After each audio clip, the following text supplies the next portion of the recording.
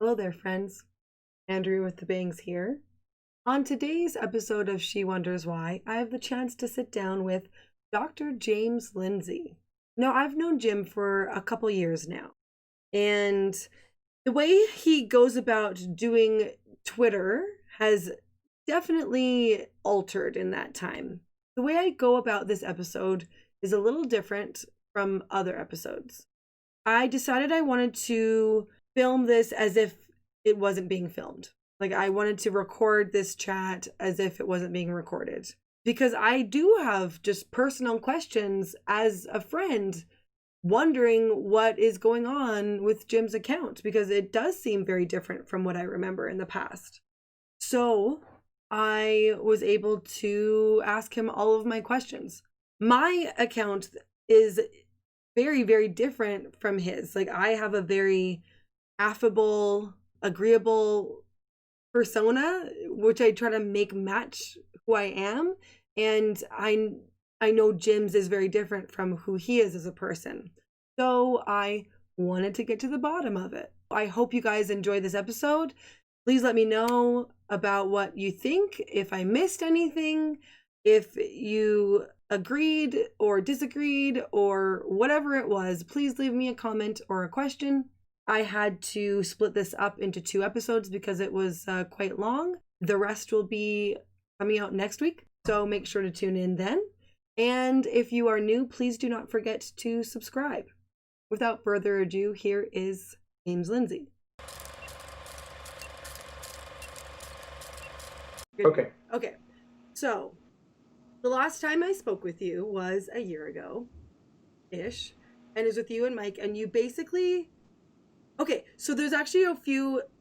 there's some things I want to get to. You explained first about what exactly all of this situation was about on the theory level, and then sort of how it filtered down to the Evergreen State College situation. Oh, yeah. With that, like, we kind of went through those things, but I actually... Okay, I don't know, I kind of set it up wrong, but we're just going with it. We're just a chat. It's just a chat, so it's okay to go out of order. So I want to put a pin in that, but I kind of wanted to like humanize you a bit, and I actually wanted personally to talk with you about, if you wouldn't mind giving the story of how you and your wife met. Oh, yeah. We can talk about... I love that story from Twitter. We can talk about whatever. Okay. Because that story is epic and everyone needs to know it. And so that's why I wanted to open with that. Oh, it's so good. Okay, so once upon a time, a long time ago, in 2004, it was a very long time ago. Mm-hmm. Approximately 1,000 years for people who've been married, they know. About in 2004, in May, actually, I was finishing the first year of my PhD program. And as it happens, there is a martial arts studio I used to do martial arts at. Mm-hmm. I did my PhD in Knoxville. The martial arts studio is not in Knoxville. It's in my hometown, which is about half an hour away. So I'm going to my martial arts class, which normally I wouldn't be able to do, but it was May, so it was finals week. So that's relevant because normally I would never have been there. So we've got to really build this up like it was fate. Mm-hmm. Even though you don't believe in fate. That's right. And so it was a Thursday evening, and I pulled up to a red light on my way there, and there's this green car next to me. I'm in my car. I have the windows down. I have the sunroof open. At the time, I thought it was a good idea, being in my early 20s, to have highlights in my hair, the whole thing, yeah. Right? And so I am actually listening to Jack Johnson, the Brushfire Fairy Tales album, if anybody remembers the existence of that thing. And I am singing along with this, like, at the top of my lungs on my way to my martial arts class, because you know that nothing pumps you up for martial arts like Jack Johnson. Yes. A nice, like, chill surfer music to get ready to fight. Mm-hmm. And so I pull up next to this green car. I look over, there's this redheaded woman in it, and I swear she's laughing at me. Yeah. With this huge smile. She's definitely laughing at me. I'm like sliding down, like roll up the window, like, you know, the whole thing. Yeah, like, yeah. What have I done? Turn the music down. And so, it's like we had a moment. So I have to kind of keep glancing over all awkward like and like, ah, crap. And so finally, after what must have been forever, the light turned green and we could leave this horrendously awkward situation. And so I went straight because that was the way to the martial arts studio. And she turned left because that was the way to where she worked. Not that I knew that that's where she was going, because the only communication was her obviously making fun of me. So that was Thursday. I went to the martial arts studio. Everything did the thing, came home, blah, blah, blah. Went back to Knoxville later that night after I took a shower or whatever. The weekend passed. I did whatever stuff I had to do at work. And then I had Tuesday, again, because it's still finals, everything's different. I'm like, hey, I'll go back down there. Now, on the side of my car, on the little back window, was a sticker advertising the martial arts place, because I was that guy, that believed in my place, and I had the sticker on my window. Yeah. And so, so my wife deduced where I was probably going that Thursday evening. And she deduced with the sticker on the window, the direction I was driving. She used to take her kids to the same studio. It was just like A plus B plus C. Very easy to figure out. I was probably going the right time of day, probably going to that class. She knew that it's pretty typical that those classes are on Tuesdays and Thursdays. And so she had wrestled with herself all weekend long. And should I try to find this guy? Should I not be a stalker? Being a stalker is not cool. What do I do? Yes. And so finally on Tuesday, I end up, again, I shouldn't have been there. I normally would have been teaching class, or, just come home from teaching class. I would have been in my apartment in Knoxville. I would not have been anywhere near the martial arts studio. But I went to the martial arts studio again, and I worked out and the whole thing. And I came out much later. I tended to do the class, which ended at 8:30 or something. And then I would very frequently stick around and fight more for another hour or so afterwards. And we'd chit chat, and I'd probably usually get out of there about 10. So it's probably getting close to 10. So I came out, it's like 10 o'clock, and there's a note on my car on the windshield. And a little note, like that's written almost on like the back of a receipt. That's like the shape of the paper. It's not that, but it's, a narrow, long strip of paper.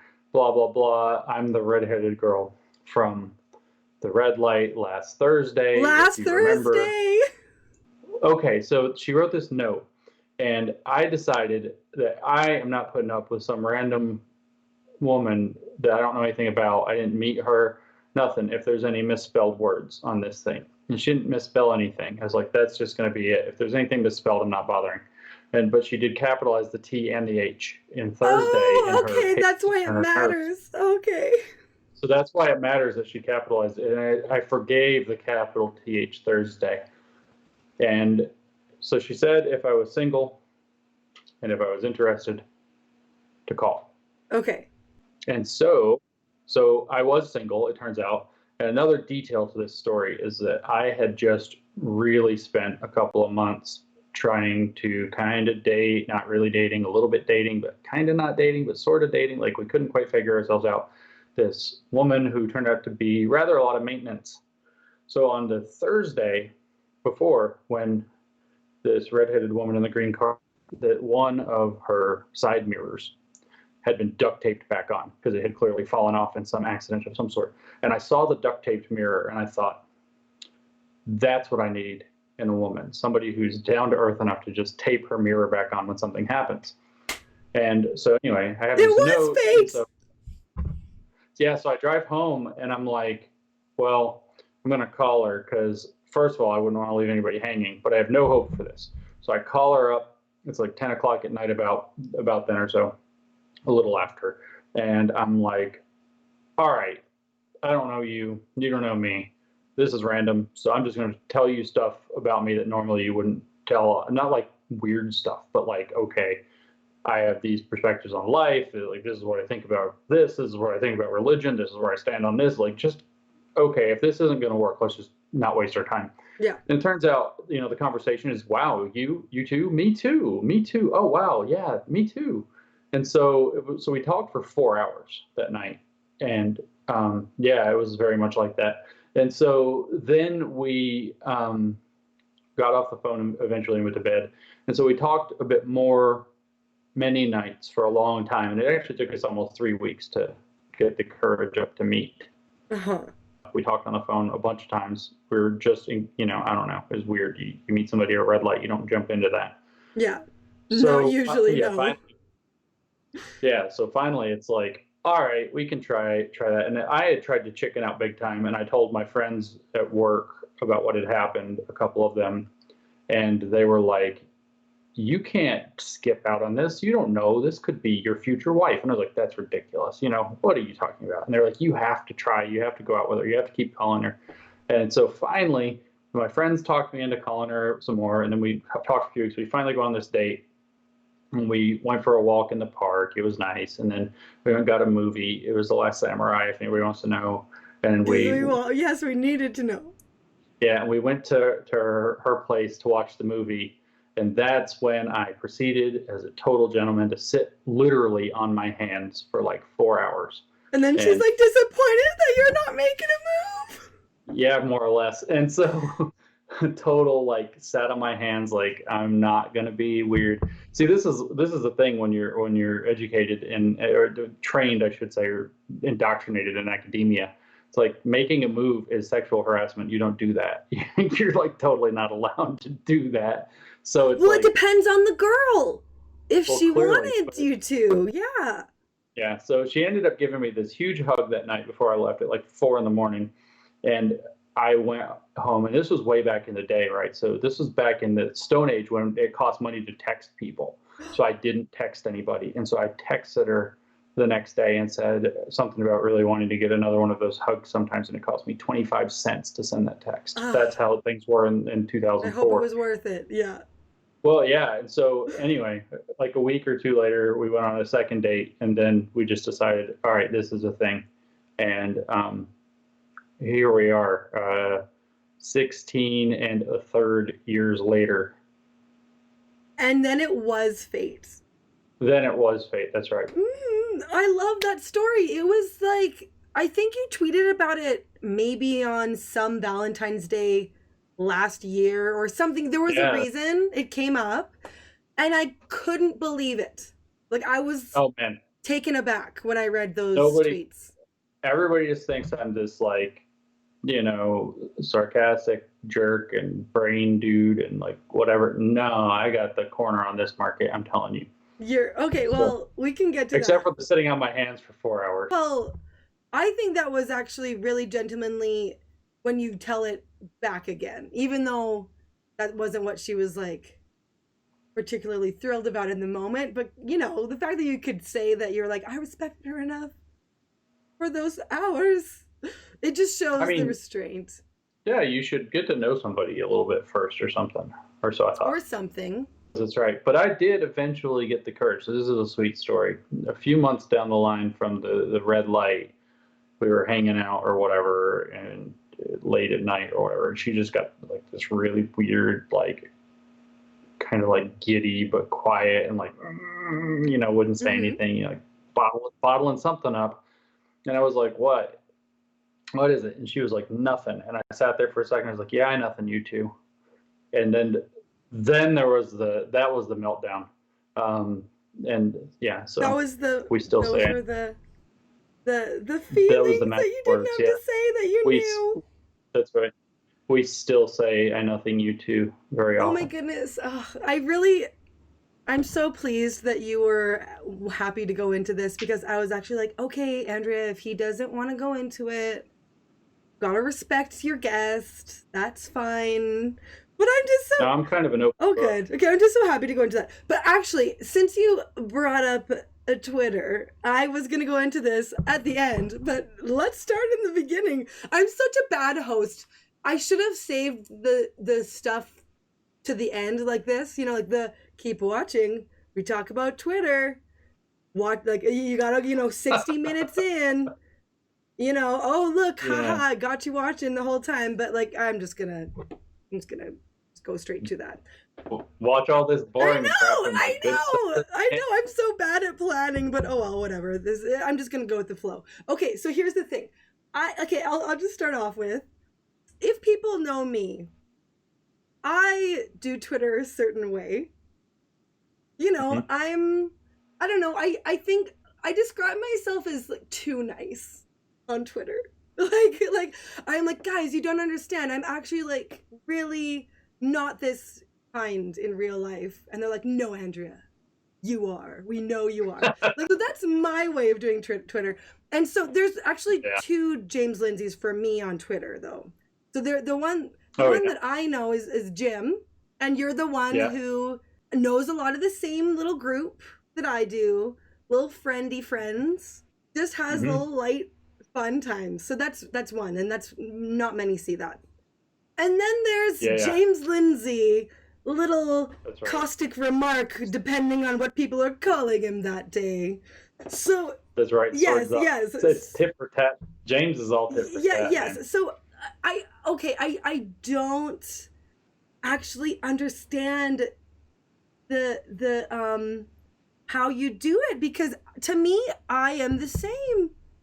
I think I'm nicer on Twitter than in real life, but you're such a different person, because I know you're a really delightful person in real life, but then you're like this guy who's kind of a dick. It's because, I mean, it is exaggerated because of Twitter, and a long time of being on Twitter and being controversial on Twitter has created that persona. But the answer is actually, how do I do it? The answer is tit for tat. I tend to, now sometimes I mess up, but I tend to try to respond to people the way that I perceive that they're serving something up to me. Or if it's a public figure, if they're being, I don't know, sometimes I just like to be pretty caustic at some stupidity in the public figure sphere. But so if somebody says something to me that's intended to be rude, there I'm going to be rude back. I'm going to, in fact, hit them back and hit them back harder. If, on the other hand, they're nice, I tend to be nice and generous with my time. Now, this grew. It used to be kind of like this joke, and people who have been there from the beginning can confirm this, that Helen and I used to rival one another in terms of charity and patience and generosity of our explanations and kindness, and trying to put forward the best foot and everything that people compliment Helen about for how patient and charitable and generous she always is. I used to be right up there with her. We used to be kind of like this famous dynamic duo for being that way.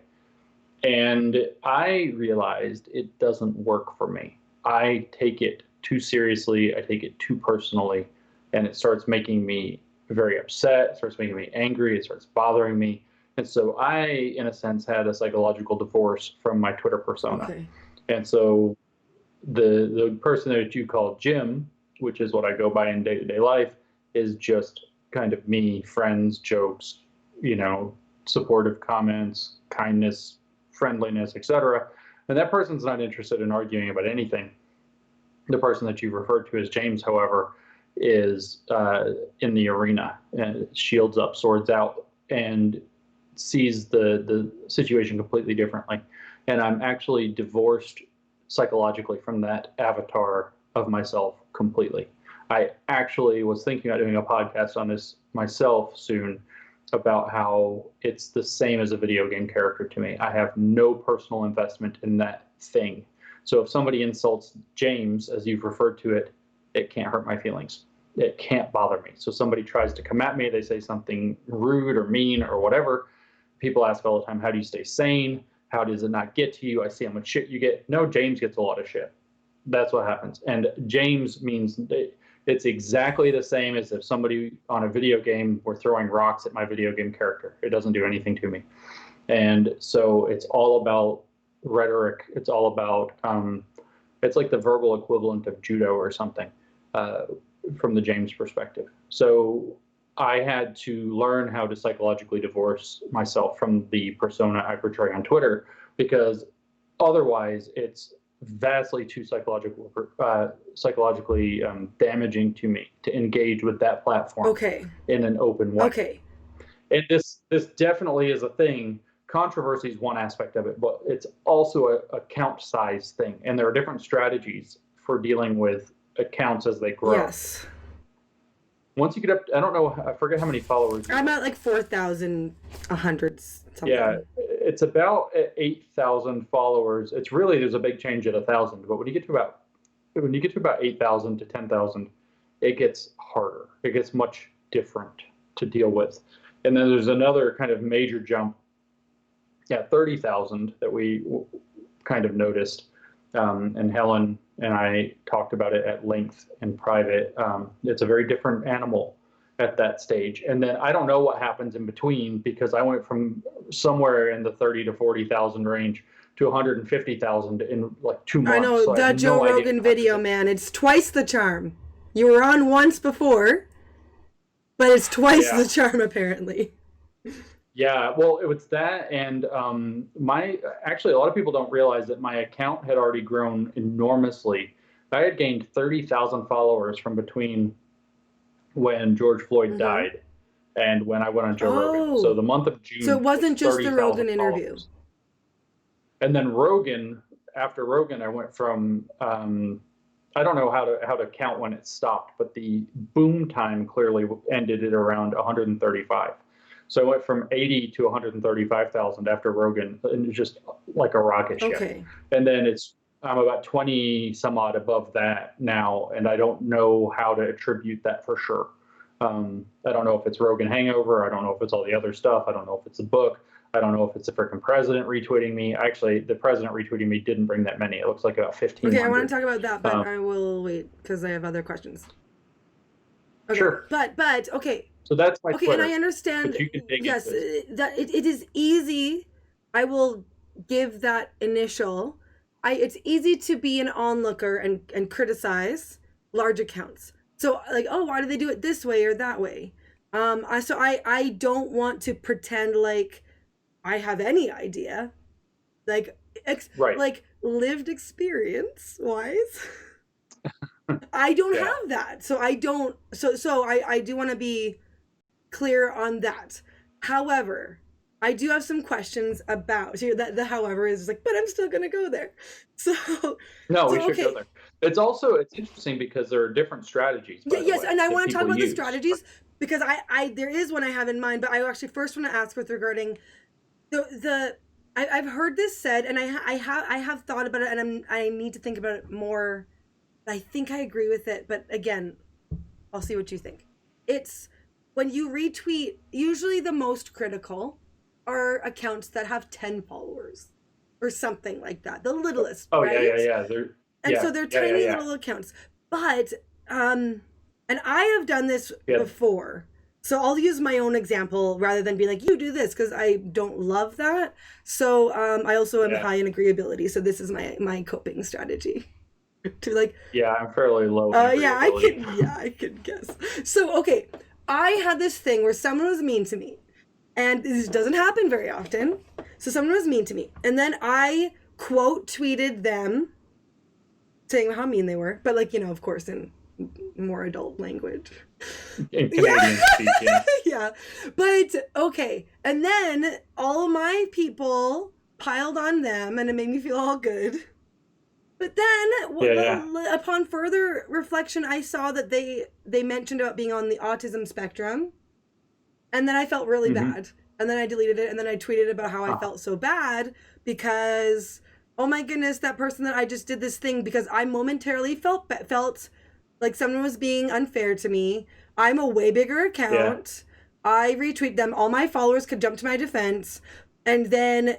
And then they like deleted that and then I couldn't find them and they're gone. And like I think it was like on the autism spectrum and trying to find the way in this world, and like I'm like, look what I did. So and then some people I didn't know they were on the autism spectrum. Maybe I wouldn't have been as so scathing if I did. And again, this is a very small little thing, right? So it's not even at your scales. Like, but I think I don't agree with quote tweeting people if you're trying to call them out. Because you can call them out on your own. You don't need your group of followers to be like piling on. Oh, so yeah. I totally agree with Andrea because she's totally right, of course. Because I'm kind of expecting that. Yeah. So I kind of have this, not kind of, I will say it directly. I have this policy where I don't do that anymore. because I think Yeah, it's kind I of took one of bullying those that for a while. smaller account because I'm a bigger account. Of course, my people will agree with me. So that's good for the, yeah. So So so okay, so that so I so should you've done explain this. this. That's sometimes what you do. So that's why I'm like, okay, but not just you. Yeah, Everybody does. everybody does, but yeah. So there are a few things that happen. It's really worth digging Okay. into this because social media behavior is very fascinating and very important to Okay. figure out. Um, we do need better norms around social media because it's actually really toxic. And the behavior you're describing is toxic to the point of being almost indefensible. And so I tend to get into this habit, I notice, where somebody says something mean to me, and I do that, quote Or you tweet just them and write bring them up. lol.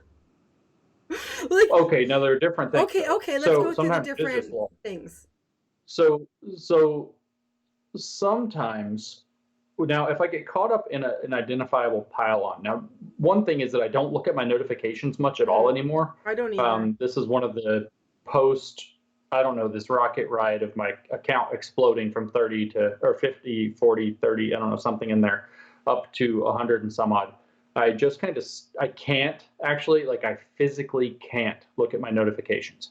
But when I'm aware that I'm in a pile on, so there was that thing where I put the article out about the debating me and all these kind of weirdos came after me. And when I'm aware that people are coming at me in troll armies to trash me, the desire to play like, it's like verbal kung fu movie. It's like you have to fight all the guys in the Yeah. bar and beat them all up at the time. It's like this weird instinct, and that explains that. Not that I say that it justifies it, explains that behavior. And I try to hold a policy of not doing that. Now, a lot of people ask me all the time, why do you quote tweet these people? Why do you argue with these people, the small accounts, or they're morons, or they're just confused, or whatever it happens to be? And for the most part, I'm actually not interested in that at all. I am using the thing. They are it's perhaps mean to say this, but in a public forum, it's kind of the thing. I'm using them as a foil. They have created an opening for me to make a point that I want to share with everybody. Okay. Now, sometimes that's one other thing. So if somebody brings up, and I actually think that Andrew Doyle does this extraordinarily well, where somebody will come and they'll say some rude thing to Andrew Doyle, and Andrew is extraordinarily good. So he's the genius behind Titania McGrath, of Mm. course. He will quote tweet them and say, and I've started to adapt to this a little bit myself.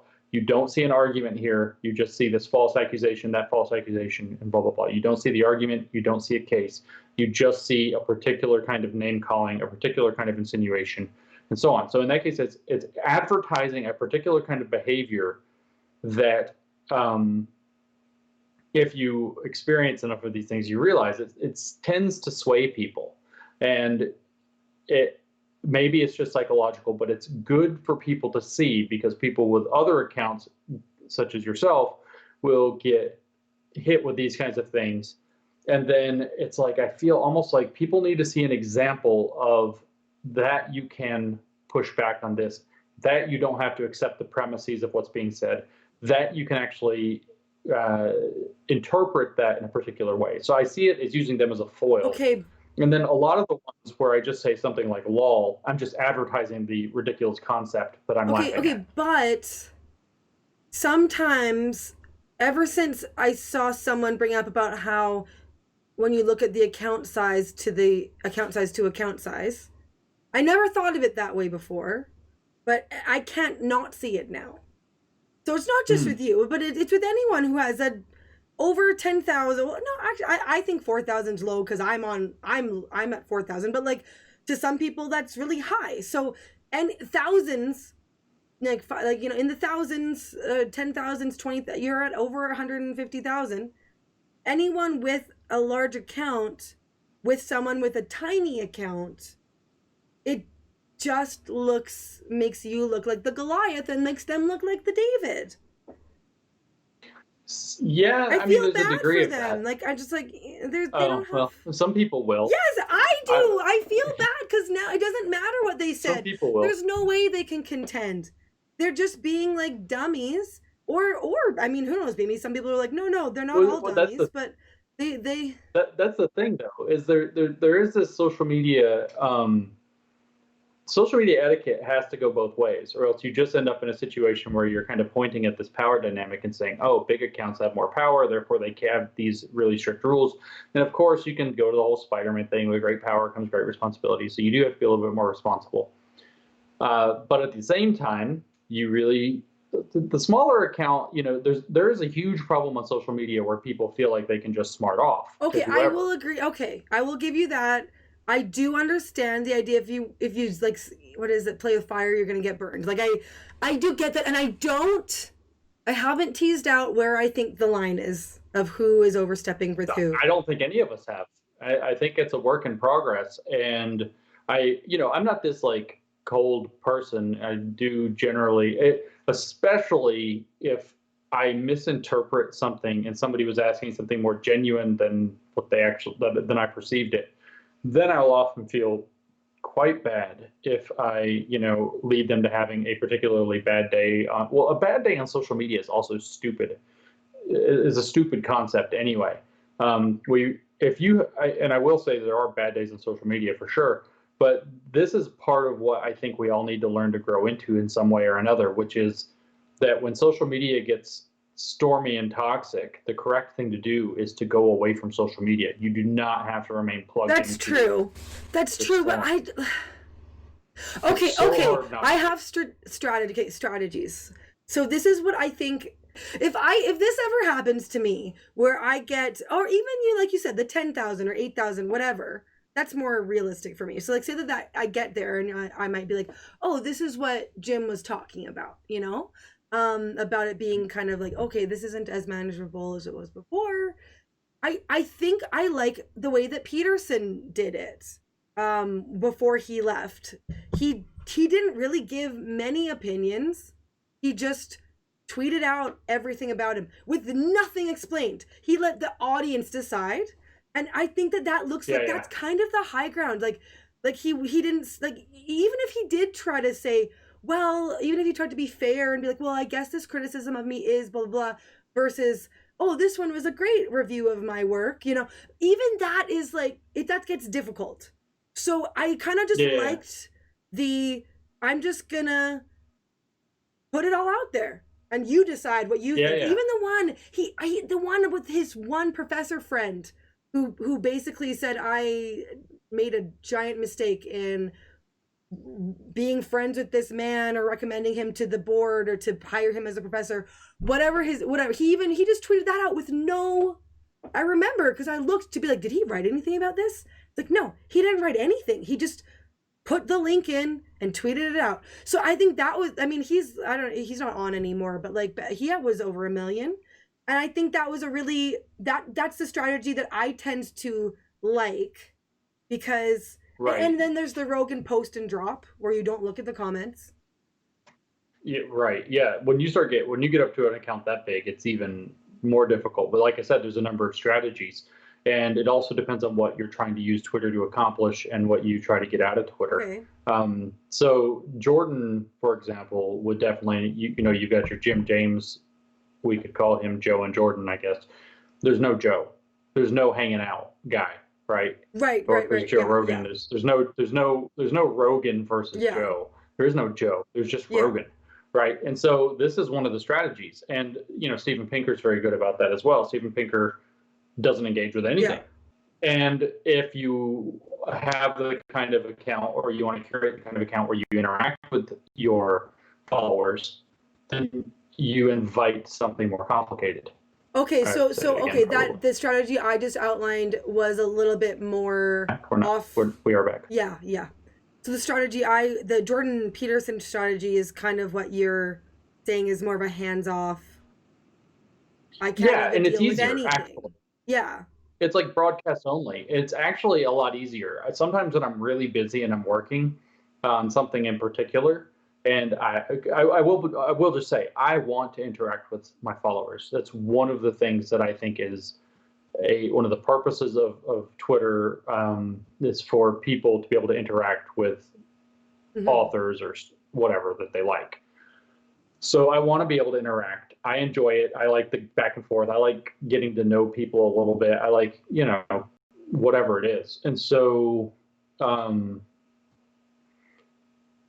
the struggle's always been as the account grows, how do you still interact, but deal with the fact that that requires you to do things like look at your notifications. For example, Joe, you said Joe Rogan just drops and puts it out and drops, right? Well, yeah, he doesn't look at his notifications. He doesn't look at them at all. And so I could do that, but then I don't know, if say I say something and you respond to me and I want to, make sure I respond back to you and keep up with people, that just falls away. And it's one thing to say, okay, well, I follow you, so I get a push notification when you comment on my stuff, so I can interact with Andrea, no problem. But the issue is I found you to interact with somehow, and that way was by interacting with other followers that I don't know yet. Okay. And so I don't want to lose that, but to not lose that means having to read, in my case, hundreds or thousands of horrendously mean comments about me a day. Oh, and but wait, why does it have to be? Why can't you interact with your friends and on the gym side, but then be the sort of more stoic post and drop style on the James side? Like, why can't you get the notifications to be literally only friends, but then maybe friends of friends? Is that? I don't know how it all works, but I do know that the ones that I get are people I follow and blue checks. That's it. Okay, or people so who have even much with that, larger accounts than I do, which there aren't a lot of those that don't have blue checks. Okay, so it's really more complicated than when you don't. But I mean, Helen has her alt account. Like, Helen has her own secret account. See, that's another strategy. Is Helen has an alt account and she goes and hides, and I've toyed with that, and it's just like I watch what Helen does with it, and if it works for Helen and she likes it, I'm okay with that. You're okay with it? Like okay. That. Well, I don't like broadcast only accounts either. In fact, there are a few that are like big people that I actually like and respect, like Steven Pinker, that I just don't want to follow anymore because they never interact. It's like a commercial, and I just don't care that much. It is, but then it preserves their reputation in a way. I don't care about reputation, though. That's part of my problem. I literally don't care about reputation. Okay, Jim, how have this is the thing. Twitter is something that has enabled me to have my guests on my show.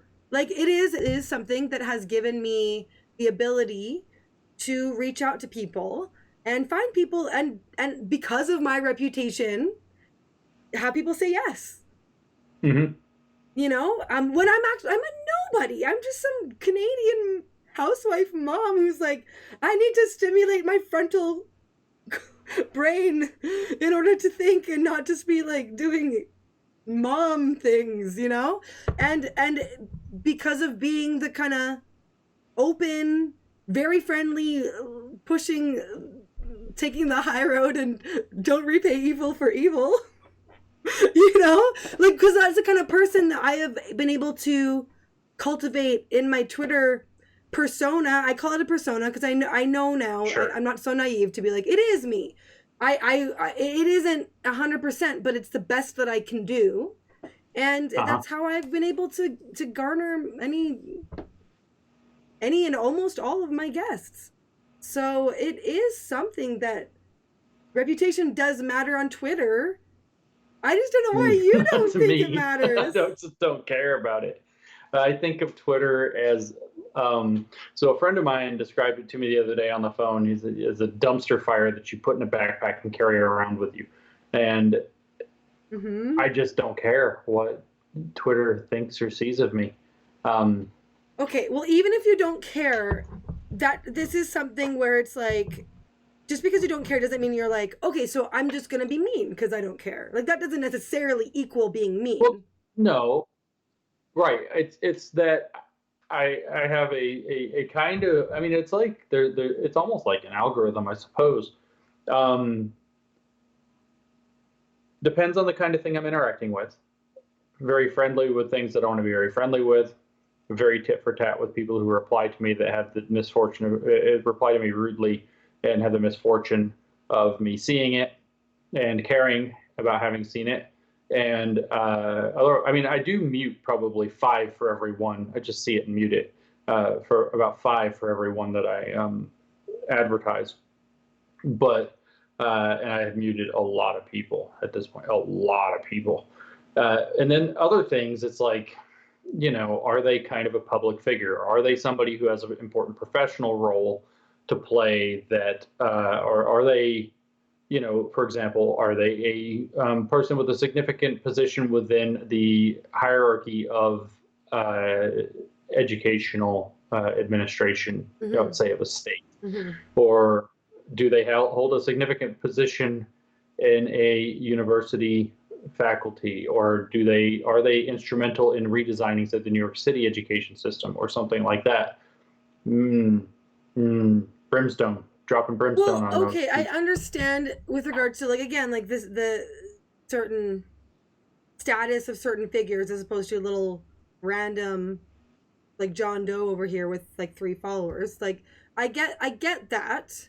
But you'll also notice that also this is important, is this particular ideology too. I don't interact with, so I tend to get along quite well with, but disagree rather vigorously with libertarians. Okay. And I very rarely blow libertarians up when they say something I think is particularly stupid, because I believe that libertarians are capable of having a rational discussion on reasonable terms, and that it will stay fair, and we can disagree and it can be fine. And so there's not really much reason. I have completely lost the ability to believe that the social justice ideology in particular is capable of that. In fact, I don't even think they're playing. It's worse than I don't think they're playing the same game that we are. I think they're playing a game that requires us to give them more kindness and charity than they deserve, and they're manipulating it. So I am mean as hell to them, because they're the kind of person who would smile at you until they can get close enough and then put the knife in your back or in your throat or something. And it's like, I'm not putting up with that shit. Okay, but wait, I have a question. Because this is how I roll. Is the space?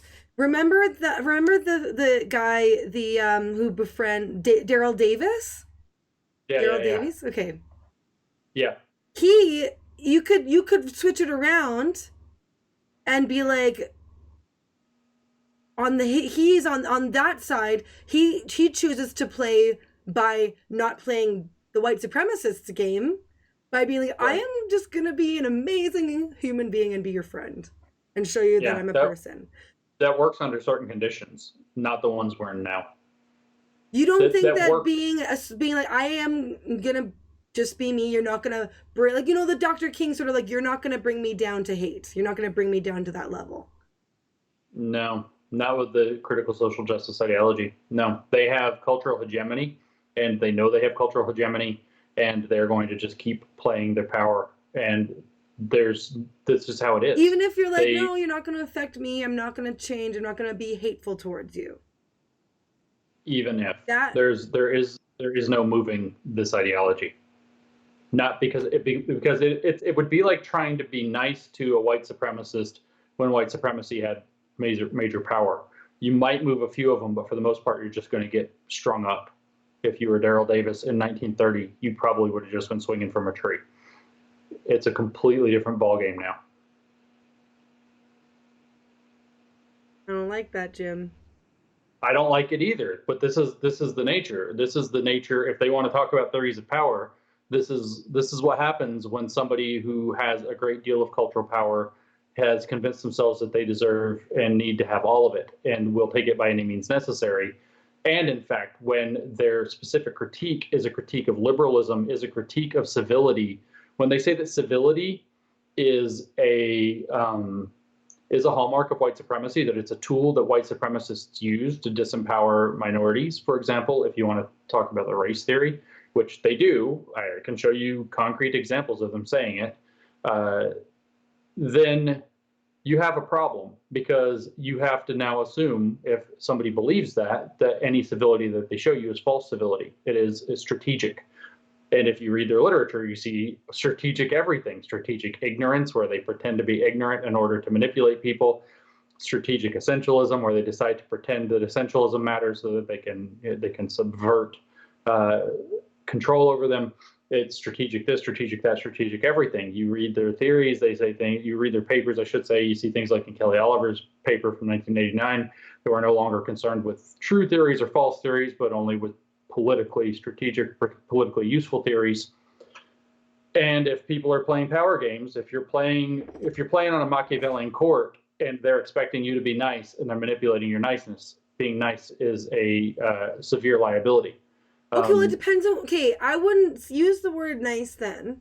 I would use like the concept of like being kind, and kind isn't necessarily the same as nice, because nice is surface and kindness can be difficult and look mean, right? Well, that's how I would actually see myself.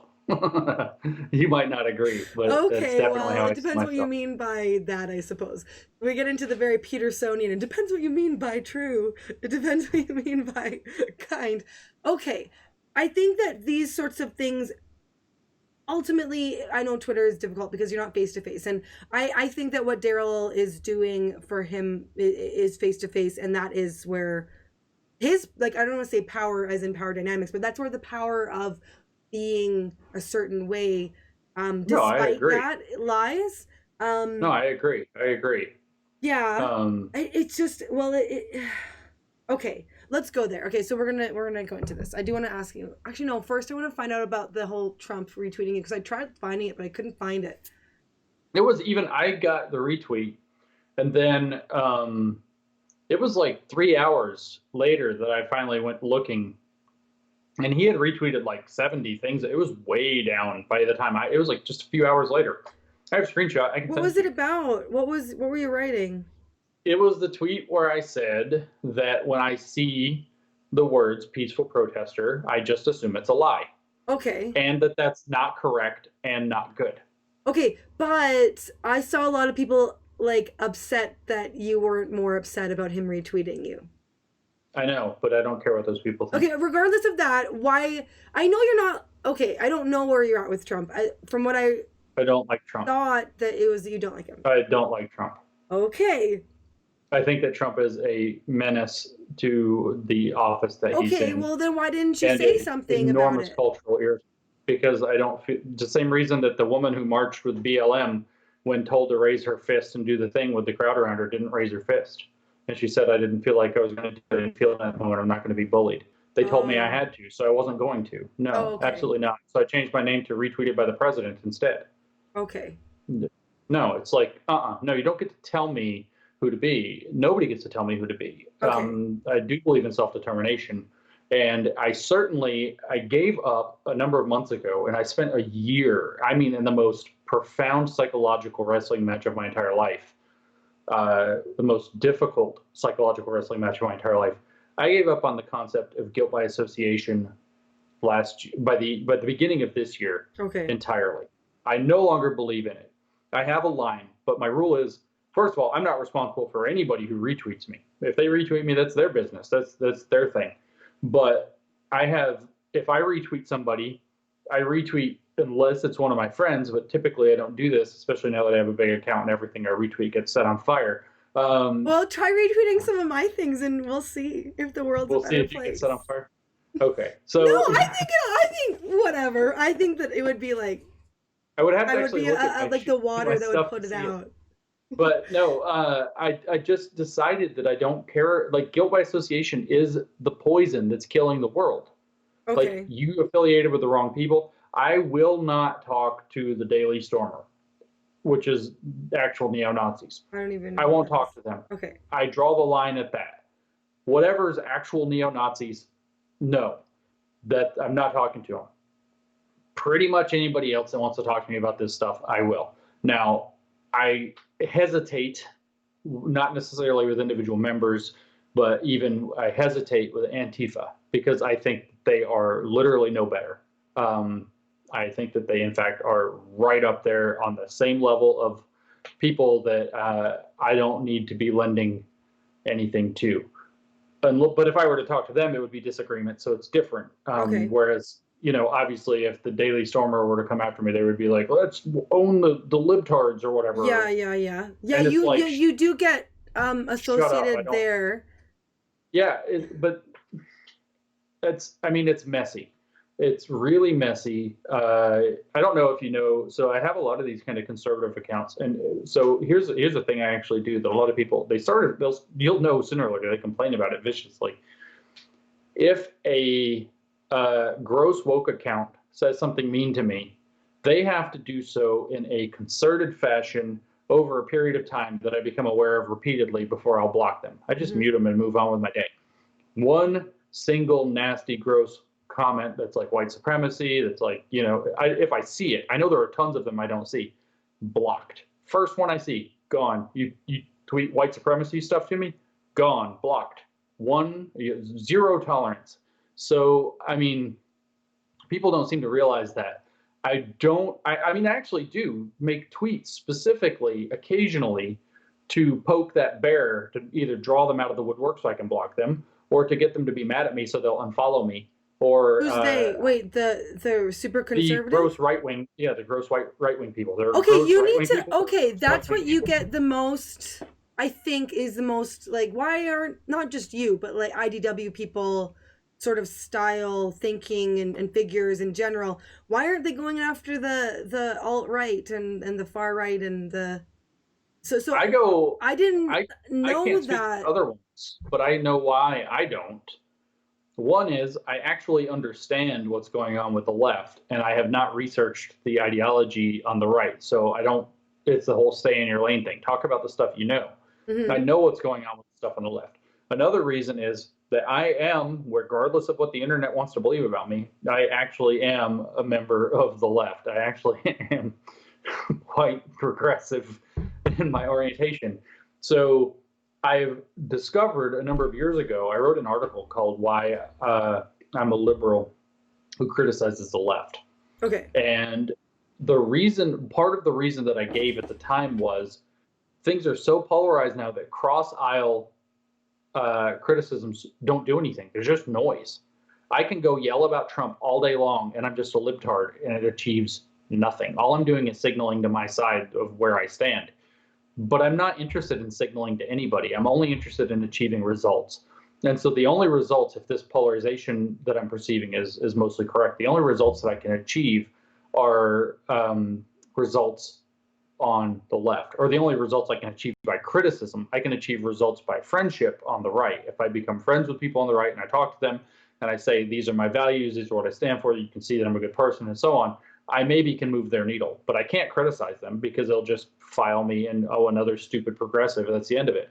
So instead, I have a very sophisticated way of dealing with them, which is if they say gross right-wing things to me, I block them. I don't want that. Okay, well, let's make sense. But why doesn't the right have a group of people trying to help them?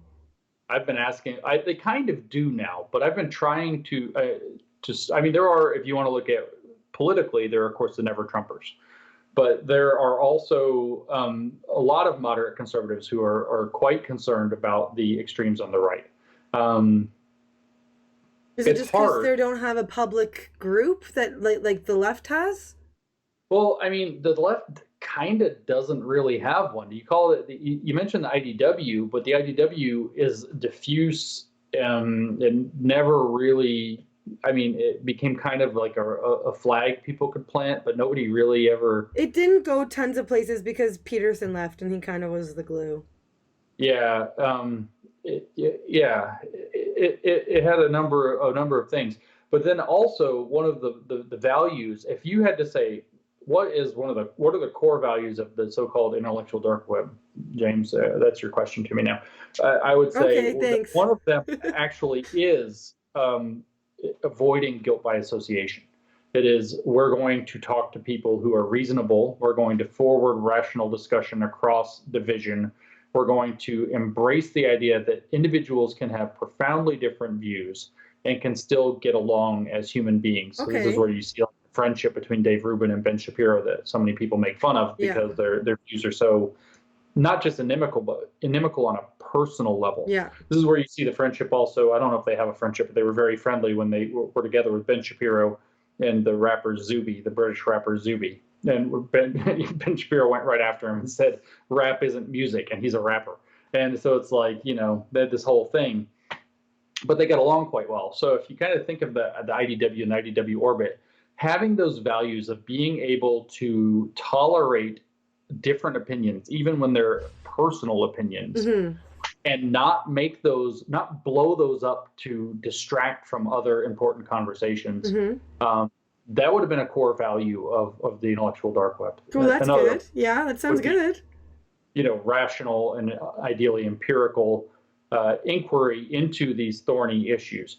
So if that's their core value, you're very unlikely. I don't identify. In fact, I never fit really within the IDW framework. Yeah, but I remember you're you not saying going to find them playing the call-out game. And again, most of them were people who ended up networking over a concern for a single problem, which was this freedom rise of speech. Freedom of speech is the kind of the surface level interpretation of it, but it's a very intolerant ideology to the freedom of speech that arose specifically on the left. I see the mirror image of it on the right. I was very happy to point out that with Colin Kaepernick, the football guy, who I don't agree with. I don't agree with the premise of his protest. I agree with the form of his protest, though. Okay. If you want to kneel during the national anthem, during a sports game, in order to make some kind of a peaceful protest, I say that is a peaceful protest. I think it's a legitimate form of protest. I think it's a very respectful way to show that you are upset with the idea of the values in your country, that your country is not living up to its values. And so the form of Kaepernick's protest, I agreed with. The content behind it, I did not agree with. But he's entitled to the contents of his own conscience, however he wants them. Okay. He's also entitled to believe what he believes for bad reasons, which is where I would have had disagreement with him. Now, the patriotic right, as sometimes they refer to it as patriotic correctness, was absolutely intolerant to this. Then they have good arguments for why you shouldn't disrespect the national anthem, or you shouldn't disrespect the flag. I disagree with the right on those issues. I think that you can show disrespect to anything you want if you feel properly disgusted with it. So you see the same kind of behavior arising on the right. I was actually vocal about that. I frequently spoke up about the similarities, between three things: patriotic correctness, as we just discussed, political correctness, as we talk about, with the woke, and blasphemy, or the tolerance of blasphemy within religious circles. They're all the same thing. They are all this unwillingness to tolerate protest or deviation from certain or defacement of certain sacred values or sacred ideas. And they're all peculiar to their own corners of the world. So it's all very complicated and nuanced. And so with something like the IDW, if it had worked, the idea would have been able to sit down with people on different sides of, say, the issue of Kaepernick's protest, if you want, and to start hashing out the issues in a deep way. Okay, so what about the form of his protest? What about the content of the protest? What about the reason that he has the content of the protest, which would be Black Lives Matter? What do we think about these things? What do you think about that? Is it an overreaction by the left to be doing this? Is it an overreaction by the right to be angry that he's protesting during the national anthem as a symbolic gesture? Okay. There's a lot of nuance there. Another conversation, in fact, that's having grown up in the South, I feel like is unnecessarily fraught, is the argument about the Confederate flag. And it's another one of these things where if people could step back a little bit and try to listen to one another and understand, not only would they, I think, be able to recognize what's going on and have a deeper and richer and more mature and more contemporary understanding of the issue, but I also think that it would lead to a great deal of people who fly the Confederate flag in a way, whether it's tasteful or distasteful, deciding that it is ultimately distasteful and doing it less often. So I think it would move the needle on that. Whereas when it does get flown, there's always the ability to have the productive question. Why are you flying it? What are your values? What's it represent to you? And then I honestly think there are right answers to that question. I can think of immediately two completely legitimate reasons to fly the Confederate flag that have Okay. nothing at all to do with racism. Nothing at all. And you can't have that conversation whatsoever. There are three reasons I Okay, well, can I think have of to hear because them because I have talked about this with you before, but I don't remember your reasons, and I don't think it needs to be flown. But that's I don't I'm think, Canadian. see, this is the thing. Under perfect circumstances, I don't think it needs to be flown either. And in fact, I would rather it is rarely flown and only under specific circumstances. So these give rise to the three reasons that I think that the Confederate flag should actually be able to be flown. One of them is historical. If you're engaging in a historical reenactment, it is appropriate to have the freaking thing going. It is the appropriate symbol and it initiates a conversation. Okay. There's no reason to erase it. Okay, So in if a you were doing a museum Civil is War what reenactment, I'm thinking, but I suppose sure. reenactments are sort of Yeah, similar. I'm in the South. We have reenactments, or we don't much now. There used to be Civil War reenactments all the Yeah, time. I never And people would understood dress up in the why. blue, people would dress up in the gray, and they would do the whole thing. I had to go to them as a Yeah. kid. They were totally interesting. It wasn't some like Confederate jerk off or something. It wasn't like let's glorify the old South. It wasn't anything like It's that. It was why did they do it? Is it cathartic? I don't. There's a weird thing with people just liking history and liking to. I mean, it's. I don't know. I don't know why they. The last time I've been to one, I was a kid. So, but it's the attempt to portray to people. I mean, they would tell you so we don't forget. So we don't forget what this was. We don't forget what it looked like. We don't forget how horrible it was to tear our country apart over something. Okay. And that would be a good value to, or a good lesson to remember right now. But anybody can have their own motivations. Okay, that's the first reason. What's the However, second reason? Sorry, I don't want yeah. to cut you off. So the second reason is the same reason that I changed my name on Twitter to retweeted by the president, because somebody said you can't. The second somebody says you can't do something, you should. Okay, that's just this is my children being like, I want to because you said I can't, or no, I want this toy because he wants it, not because I even want it. That's what that is. I mean, that's not. No, that's not. That's not, because we're now talking about we're talking about and I know you're Canadian, not American, and I'm half. My mother was American. So I had this argument with Australians at like next level. I would say that very few things in the world are sacred, but the First Amendment is pretty damn close. I do have a list of sacred things. That's the speech, right? The freedom of speech. Yeah, freedom of speech. So my list of sacred things are actually my marriage first. The truth is second, because if we have to, we're going to defer to my marriage being sacred and just swallow some whatever we have to swallow to make it.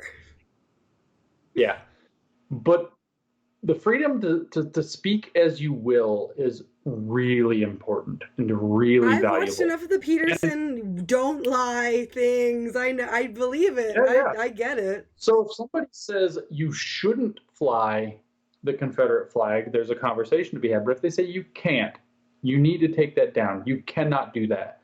It's only speech. It's not the same as the envious toy thing, because it's not taking something that somebody else has or demanding a facsimile. I didn't say that you can't. I said I think you shouldn't. I know. I agree, but a lot of people say you can't, or that it needs to be taken down, and that's exactly a reason to fly it. That is just to say I can. Not petulantly, but in the principle of, no, this is free expression, and you don't get to take free expression away from me. You could use any other flag that would be taboo. You could use a Nazi flag. You could use an ISIS flag. Because you say I can't. See, I'm going to now. The principle's the same. Yeah. I mean, you're not catching me. But don't do it. Just. Like I said, I still think that the flag should be flown minimally. I think historical situations are one of the only times it really should be flown, like a reenactment or a storytelling or in a museum or something like this. I think I agree with that one. It's just. And I see one every day. It's like a sticking it to the man one. The second. If I leave my house living in East Tennessee, I see one every Okay, day. yeah. It's the only reason I don't see one every day is because of a pandemic and I don't leave my house every day. Okay, well, But otherwise, I yeah, would. and I think we agree about the end of the, like, for the ending of this is that we don't need to. But Yeah, the reason number two, was because somebody said you I know, can't. but that's a lot of things that people say you shouldn't. It's, well, okay, let's switch another See, one. I'm saying shouldn't, and People you're say, saying can't. so when the right wing says you can't burn or you shouldn't burn the American flag, somebody probably should do it. It's not But I'm appropriate not to do going it, but to. but if you shouldn't something completely out to where it no longer ever exists, right? It never happens. That's the same as can't. If you make the taboo so strong.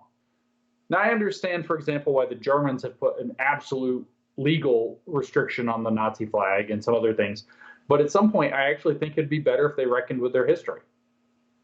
I don't feel like symbols are as powerful as people tend to think that they tend to Okay, make okay, them. no, And I mean, this is the thing. I do think symbols are extremely powerful, but I don't think you well, disagree with that. They are powerful.